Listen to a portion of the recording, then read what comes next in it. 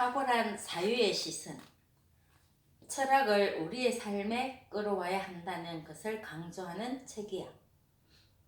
아는 것이 늘어날수록 내 자유가 공동체의 자유와 연결되어 있음을 알게 되고 내 개인적인 삶의 의미가 우주의 넓이로 확장되는 것이 바로 지적 완성과 인격적 성숙의 모습이며 철학의 주된 모습이라고 말하네.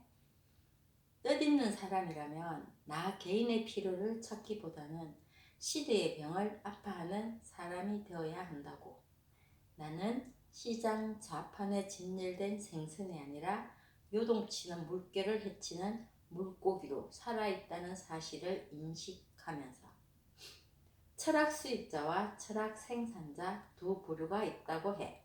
철학 수입자란 자신의 삶을 철학적으로 다루지 않고 이론으로만 삶을 채우려는 사람. 그래서 천년이 두 번이나 지난 지금도 공자나 노자처럼 살려고 하고 플라톤이나 니체를 살려내려고 하는 사람들.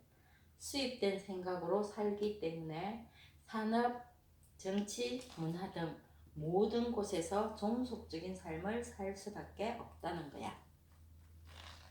남들이 벌여놓은 판 안에서 어떻게든 살아보려고 그물 사이를 비집고 다니는 사람들. 철학을 수입한다는 것은 생각을 수입하는 것이고, 생각을 수입한다는 것은 삶의 기본 원칙들을 수입한다는 것이지. 반면에 철학 생산자가 있어. 역사에 대한 치열한 책임감과 헌신의 순간에 철학이 생산되기 때문에 육체적이고 역사적인 철학, 자신이 서 있는 곳에서 구체적으로 울퉁불퉁한 삶의 모든 것을 보편으로 승화시키는 일, 바로 철학 생산자의 사명이라는 거야.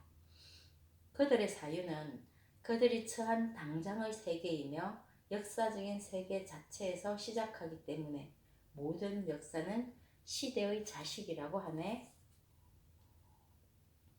철학을 하는 목적은 철학적인 지식을 축적하는 것이 아니라 직접 철학하는 것이며 지금과는 전혀 다르면서 한 단계 높은 차원의 그 시선이 인문적, 철학적, 예술적 시선이며 이 높이에서 가치를 추구하는 삶에 도전하는 것이 가능하다는 것이야. 과거에 얽매이지 않고 미래를 활짝 얻기 위해서 마음속에 야수를 한 마리 키우자며 철학 생산자가 되자고 하네. 우리가 어떻게 생존해온 민족인데, 우리가 어떻게 발전시킨 나라인데 여기까지만 살다가 갈 수는 없다는 거지. 나라고 하는 자아의식 자체가 사회적으로 만들어진 보편적인 생각을 각자가 내면화해서 그것을 나라고 생각하기 때문에 기존의 가치관을 죽여야 새로운 통찰이 생기며 개방적인 참된 자를 만난다고 해. 큰 박을 예를 들어서 말하네. 해자가 위나라 왕으로부터 큰 박이 열리는 씨를 얻어왔는데 일반적인 박의 용도인 물을 푸는 바가지로 사용하기에는 그 박이 엄청나게 컸다는 거야. 해자는 필요 없다고 깨뜨려 버렸다는 것인데 장자는 해자를 말하기를 쑥대 배롱 같은 마음을 가진 자라고 했다고 해. 새로운 용도를 찾으려 하지 않은 지적으로 게으른 사람이라는 거야. 국가의 기반은 철학임을 강조하면서 서양의 역사와 중국, 일본, 한국의 개항의 역사를 예를 들어서 설명하기도 했어. 현재 부유한 국가는 1820년경에 이미 부자였던 나라들이 대부분이고 예외적인 나라로 일본, 한국, 대만이 있을 뿐이라고 해. 특별히 일본보다 20년 늦게 철학이 시작된 우리나라는 20년 늦은 사회 경제적 수준이라고. 선진국과 후진국의 차이를 질문과 대답의 차이라고도 하네. 대답을 기능적이며 과거에 머물게 하는 후진국의 특징이라면 인격적이며 미래로 열리게 하는 질문이 성한 나라는 선진국이라고. 선진국은 선진국을 유지할 시선의 높이에서 운영되고 후진국은 후진국 시선의 높이에서 운영되기 때문인데, 시선의 높이가 생각의 높이이며 생각의 높이는 삶의 높이이고 삶의 높이가 사회나 국가의 높이라는 것이지. 철학적이라는 것은 철학적인 높이의 시선을 가지고 창의적인 삶을 사는 것이지, 칸트를 배우면 칸트처럼, 노자를 좋아하면 노자처럼, 공자를 좋아해서 공자처럼 사는 것이 아니라고 해. 철학은 아주 높은 차원에서 이루어지는 고도의 지적 활동으로 훈련이 필요하고 노력이 필요한데, 같은 수준으로 수학을 이야기할 수 있다는 것이야. 숫자를 이해하고 다룰 수 있는 사람, 미지의 기호를 붙여서 문제를 해결하는 대수의 차원을 다룰 수 있는 사람, 공간을 추상화해서 수리적으로 표현하는 기하학을 다루는 개인이나 사회나 문화권은 그렇지 못한 곳에 비해서 수준의 차이는 당연하다는 것이지.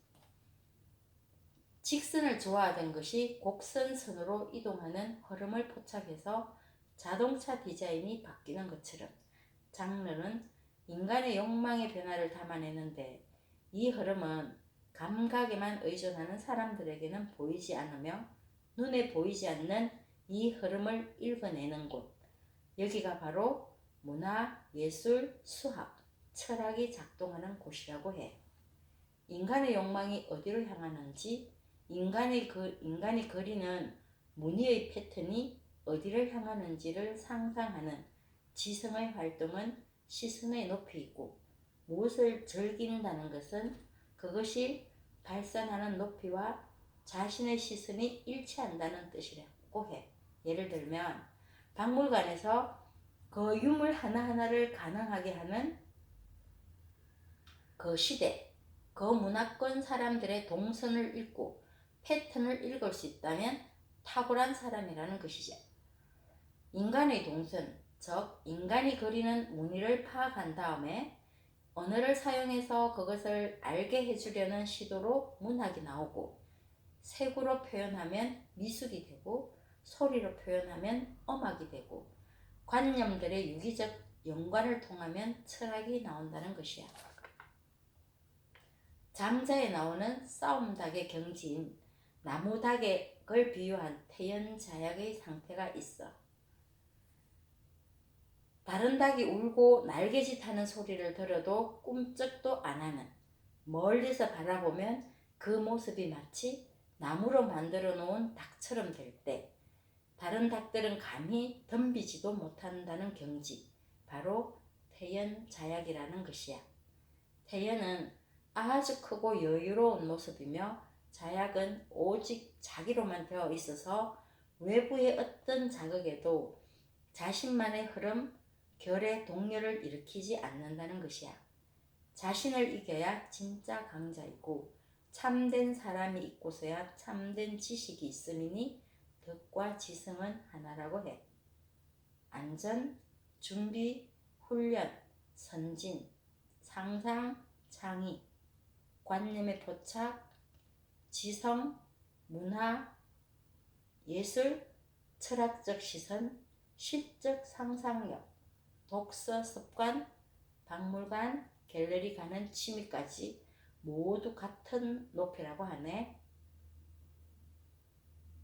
외부의 것들과 경쟁하지 않는 큰 인간으로, 자신한테만은 진실한 인간으로, 어제의 나보다 오늘의 내가 더 나은지를 살피라고 해. 이론에 갇힌 자가 되지 말고 독립적으로 자신의 사명을 발견하고 거기에 몰두하면 이질적인 것 사이에서 동질성을 파악하는 굉장히 높은 철학적 사유의 능력을 만나게 되는데, 그것이 바로 은유라고 하네. 은유를 통해서 이질적인 것들의 접점이 생기고 통일이 되며 새로운 접점이 생긴다는 것이야. 결국 사회 경제적 변화에는 일관되게 흐르는 질서가 있고, 그 질서를 가장 높은 차원에서 관념으로 포착하는 수준, 그것이 철학이며 생각할 줄 아는 것이 철학이라는 것이야.